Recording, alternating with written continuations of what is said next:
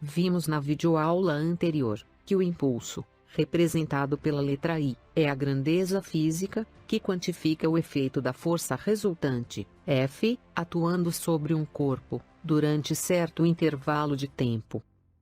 Vimos também que a intensidade do impulso de uma força constante é calculado como sendo o produto dessa força, pelo intervalo de tempo ΔT, em que ocorre essa ação. Antes de darmos prosseguimento ao estudo da relação entre impulso e as variações de quantidade de movimento de um corpo, precisamos responder à seguinte questão: como calcular o impulso de uma força variável, agindo sobre um corpo durante certo intervalo de tempo? Para respondermos essa questão, analisaremos inicialmente a representação gráfica do impulso de uma força constante, F. A animação em tela mostra a força constante, F, agindo sobre um automóvel, durante o intervalo de tempo ΔT. Observe que o gráfico da força, versus tempo, gera um retângulo abaixo da linha do gráfico, representada em colorido. Sabemos da geometria, que a área do retângulo é calculada como produto da altura, pela largura. E que em nosso caso, é representado numericamente, pela intensidade da força constante, F, e o intervalo de tempo ΔT, respectivamente. Por exemplo, no gráfico em tela, é indicada uma força resultante, e constante, de 4.000 newtons, agindo sobre o automóvel durante o intervalo de 12 segundos.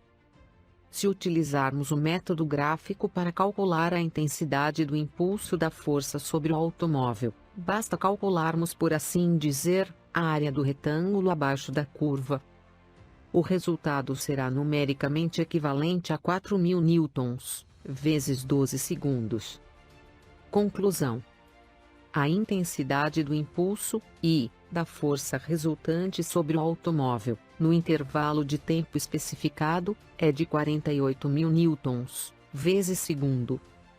Ok?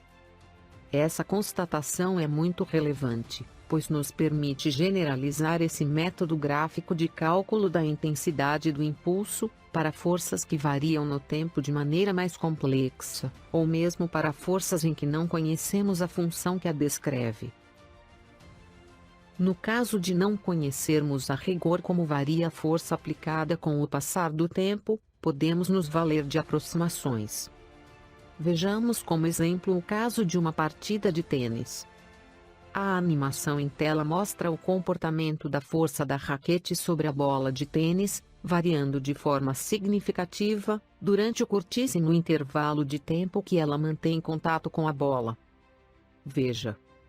A intensidade dessa força vai crescendo com o passar do tempo. Atinge um valor máximo. Em seguida, sua intensidade vai reduzindo até o fim do contato com a bola. Mesmo não conhecendo a função que descreve essa força no tempo, podemos com boa aproximação utilizar uma força média, como indicado na representação gráfica, e calcular a intensidade do impulso, como se fosse a de uma força constante. Concluímos do exposto, que de maneira geral, seja para forças constantes, ou variáveis no tempo, a intensidade do impulso pode ser calculada pelo gráfico força, versus intervalo de tempo. A nível de cálculo avançado, conhecendo a função que descreve a força resultante sobre um corpo, em termos do tempo, podemos nos valer do cálculo integral, para calcular a intensidade do impulso. O problema é que tal técnica foge ao escopo do curso de Física, no ensino básico. Portanto, a nível de ensino básico, para calcularmos a intensidade do impulso para forças resultantes, que não sejam constantes, utilizaremos em substituição ao cálculo integral, o método gráfico. Espero você na próxima videoaula, onde apresentamos um exercício de fixação sobre a representação gráfica do impulso de uma força variável no tempo. Para acessar todas as videoaulas do módulo, Clique no link da playlist, no canto superior direito de sua tela, ou logo abaixo na descrição. Se gostou do canal, inscreva-se, dê o seu like. Acione o sininho para ser notificado assim que for publicado novas videoaulas, e participe com seus comentários e sugestões. Até breve.